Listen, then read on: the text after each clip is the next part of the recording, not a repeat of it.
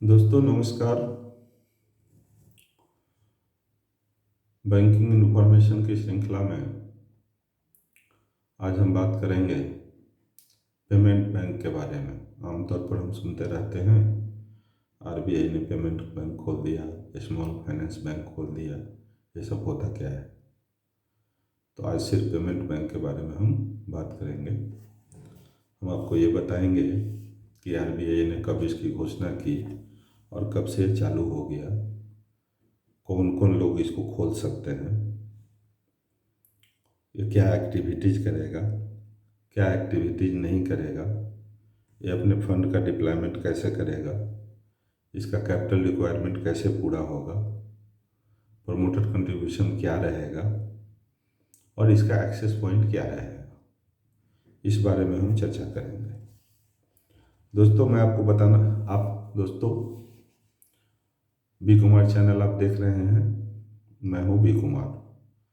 मैं आपको बताना चाहूँगा कि आरबीआई ने 27 नवंबर 2014 को गाइडलाइंस रिलीज किया पेमेंट बैंक खोलने के बारे में, और इसका ऑपरेटिव गाइडलाइंस 6/10/2016 से लागू हो गया कि अब पेमेंट बैंक अब खुलेगा।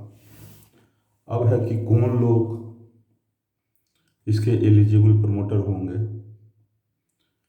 तो इसमें कहा गया existing non bank prepaid payment instrument issuer, जो एग्जिस्टिंग नॉन बैंक है, जो बैंक नहीं है और जो प्रीपेड पेमेंट इंस्ट्रूमेंट इशू करते हैं, वो इसको खोल सकते हैं। और दूसरे भी खोल सकते हैं। वो कौन कौन? लाइक इंडिविजुअल कोई भी हो सकता है, कोई प्रोफेशनल हो सकता है, नॉन बैंक फाइनेंस कंपनी हो सकता है, कॉरपोरेट बिजनेस कॉरेस्पोंडेंट हो सकता है। ये बिजनेस कॉरेस्पोंडेंट के बारे में आपको बता दूं, जहाँ तहाँ बोर्ड देखते होंगे bank Mitra, state bank of India bank Mitra, Panama bank Mitra, जो बैंक के बिहाफ में काम करता है, खाता भी खोलता है, पैसे का भी लेन देन करता है, उसको बीसी कहते हैं। तो जो बीसी आपको दिखाई पड़ता है वो कॉरपोरेट बीसी के द्वारा अपॉइंटेड आदमी होता है, वो एक्चुअली बीसी होता नहीं है। तो ये कॉरपोरेट बीसी जो है वो नॉन बैंकिंग ये अपना पेमेंट बैंक खोल सकेगा।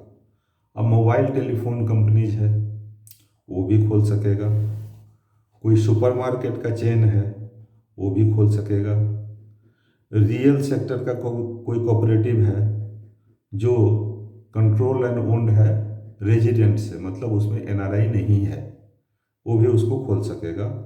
और दूसरा कोई पब्लिक सेक्टर एंटिटीज है वो भी उसको खोल सकेगा। तो पेमेंट बैंक इतने तरह के लोग या कंपनी इसको खोल सकते हैं। अब इसमें कहा गया कि शेड्यूल कमर्शियल बैंक जो है ऐसे पेमेंट बैंक में अपना इन्वेस्टमेंट कर सकता है। शेड्यूल कमर्शियल बैंक आप जानते हैं, ये बड़े बड़े बैंक जो हैं ये सब शेड्यूल कमर्शियल बैंक हैं। Central bank, Canara bank, bank of India, state bank of India, Punjab national bank, Indian bank वगैरह वगैरह, ये सब शेड्यूल कमर्शियल बैंक।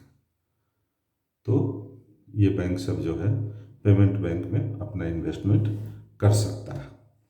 अब है कि हमने जो बात की कि कौन कौन लोग इसको खोल सकते हैं, उसके बारे में कहा गया है कि ये प्रोमोटर ग्रुप जो होंगे वो अपना बिजनेस कम से कम 5 साल से चला रहे होंगे। ये नहीं कि अचानक आज खड़ा हो जाएंगे कि मैं एनबीएफसी चला रहा हूँ या मैं होटल का चेन चला रहा हूँ, मोबाइल कंपनी चला रहा हूँ और कल मैं खोलूँगा, ऐसा नहीं होगा।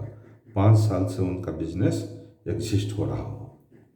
अब है कि ये पेमेंट बैंक में होगा क्या, आम जनता का इससे क्या लेना देना, आम जनता इस बैंक में क्या करेगा।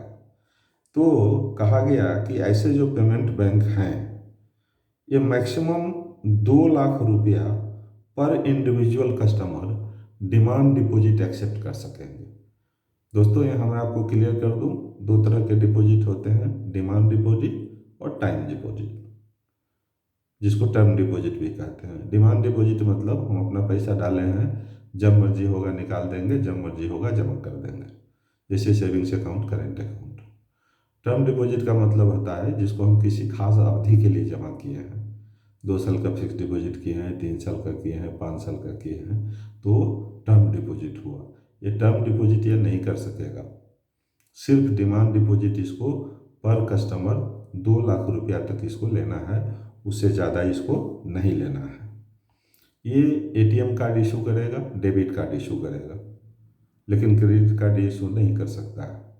क्योंकि क्रेडिट कार्ड क्या होता है? Credit card is nothing, it is a loan. Debit card मतलब हमारा पैसा बैंक में है, हम उसको निकालते हैं। क्रेडिट कार्ड मतलब हमारा पैसा बैंक में नहीं है, फिर भी हम उसको निकालते हैं।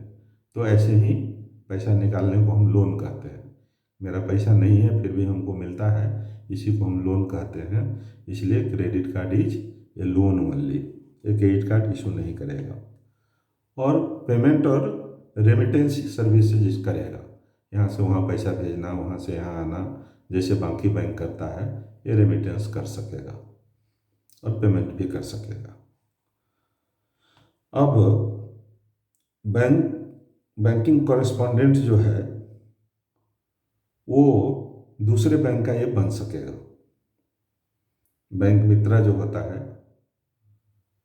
ऐसा चीज़ अगर इसको बनना है पेमेंट बैंक को, तो दूसरे बैंक का बीसीए बन सकेगा। उसको बोलते हैं बैंकिंग कॉरेस्पॉन्डेंस या बैंक मित्रा, ये बन सकेगा।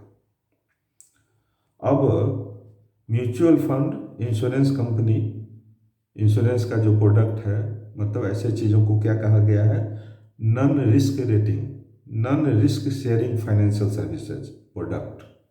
मतलब ये पेमेंट बैंक जो म्यूचुअल फंड बेचेगा, इंश्योरेंस करेगा, इस सब में कोई रिस्क नहीं है, इसलिए ये कर सकेगा। ये इंश्योरेंस भी करेगा और म्यूचुअल फंड भी बेचेगा। बाद में ये सारा कॉल मनी मार्केट एक व्यापक चीज़ है जिसकी चर्चा यहाँ मैं नहीं कर रहा हूँ। तो हम लोगों को अभी यही समझना है कि कॉल मनी मार्केट में या सीबीएलओ मार्केट में ये पार्टिसिपेट कर सकेगा, उसी तरह जैसे कि कमर्शियल बैंक पार्टिसिपेट करते हैं। क्लियर हो गया? बाद में फॉरेन एक्सचेंज जो डीलर होता है उसका कैटेगरी होता है, authorise dealer category 1, AD1, AD2, AD3। ये ऑथराइज डीलर 2 के कैटेगरी में अपना फंक्शनिंग कर सकेगा। तो पेमेंट बैंक के बारे में हम लोग जान गए। अभी तक जनता के काम के लिए कितना काम आया? इतना ही आया कि ये 2 लाख तक का डिमांड डिपॉजिट एक्सेप्ट करेगा, एटीएम कार्ड इशू करेगा, डेबिट कार्ड, क्रेडिट कार्ड ये नहीं करेगा। ये सिर्फ डेबिट कार्ड तक अपना दायरा सीमित रखेगा, फंड का ट्रांसफ़र इधर से उधर करेगा। जनता से इतना ही ताल्लुकात हुआ, बाकी तो सब अंदर की बातें हैं जो हमने आपको बताया। ये किसी प्रकार का लोन भी नहीं देगा। ये किस बात को छोड़ के? अपने एम्प्लॉई को छोड़ के, अपने एम्प्लॉई को ही लोन देगा, बाकी किसी को ये लोन नहीं देगा। अब है कि प्रत्येक बैंक को CRR मेंटेन करना पड़ता है, कैश रिजर्व रेशियो। तो कैश रिजर्व रेशियो की चर्चा किसी दिन और हम करेंगे। कैश रिजर्व रेशियो को मोटे तौर पर आप ये समझिए कि कोई भी बैंक जो पब्लिक से पैसा लेता है और अपने पास रखता है, उसका सर्टेन पोर्शन RBI में जमा करना पड़ता है। इसी को बोलते हैं कैश रिजर्व रेशियो, जो time to time monetary policy होती है उसमें वो चेंज होते रहता है, कभी ये परसेंट, कभी वो परसेंट, कभी वो परसेंट। और तो ये CRR तो मेंटेन करेगा। उसके अलावे 75% इसका जो डिमांड डिपॉजिट है वो SLR में, एलिजिबल गवर्नमेंट सिक्योरिटी में, ट्रेजरी बिल में, जिसका मैच्योरिटी 1 ईयर हो, वो इसको जमा करना पड़ेगा। और मैक्सिमम 25% करेंट और टाइम डिपॉजिट जो है दूसरे कमर्शियल बैंक में इसको रखना पड़ेगा। 25% in current and time deposit with other commercial bank, उसमें से मैक्सिमम 5% एक बैंक में रख सकेगा। 25% जो इसको रखना है किसी एक ही बैंक में रख देगा नहीं, जितना रखना है उसका 5% एक कमर्शियल बैंक में, बाकी दूसरे जगह इसको रखना पड़ेगा। इसका कैपिटल रिक्वायरमेंट क्या है? ये कंपनी खोलने के लिए minimum paid up capital 100 crore का होना चाहिए। आपके पास 100 करोड़ रुपया अगर है तो आप पेमेंट बैंक खोल सकते हैं। और 5 बरस से अगर आपका एक्टिविटी चल रहा है, आपका जो भी एक्टिविटीज़ है, जैसा हमने बताया कि कैसे कैसे एक्टिविटीज करने वाले जो है इसमें इस बैंक को खोल सकते हैं। तो मिनिमम मिनिमम कितना हो गया पेड अप कैपिटल? 100 करोड़ हो गया। अब एक लिवरेज रेशियो होता है जो उससे व्यापक चीज़ है। अभी हम लोग इतना ही समझेंगे कि लिवरेज रेशियो जो है मिनिमम 3% होगा। दैट इज आउटस्टैंडिंग लाइबिलिटी जो है इसका बढ़ना नहीं चाहिए 3.33 टाइम्स ऑफ इट्स नेटवर्थ।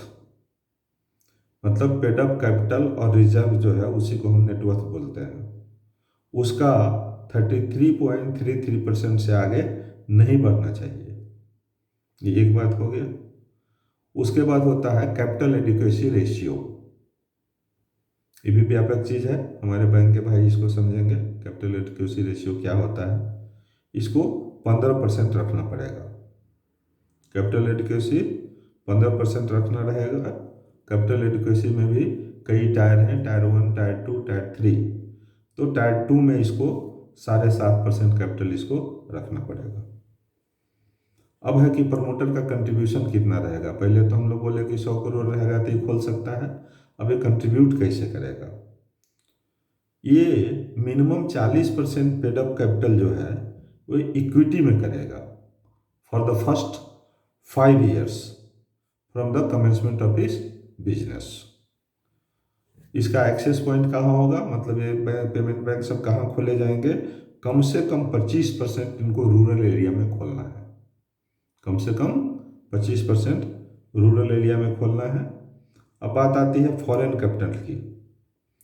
तो फॉरेन डायरेक्ट इन्वेस्टमेंट एफडीआई का जो पॉलिसी है प्राइवेट सेक्टर बैंक के लिए, वो ही पॉलिसी इनके लिए भी लागू होगा। तो ये सब बातें थी पेमेंट बैंक के बारे में।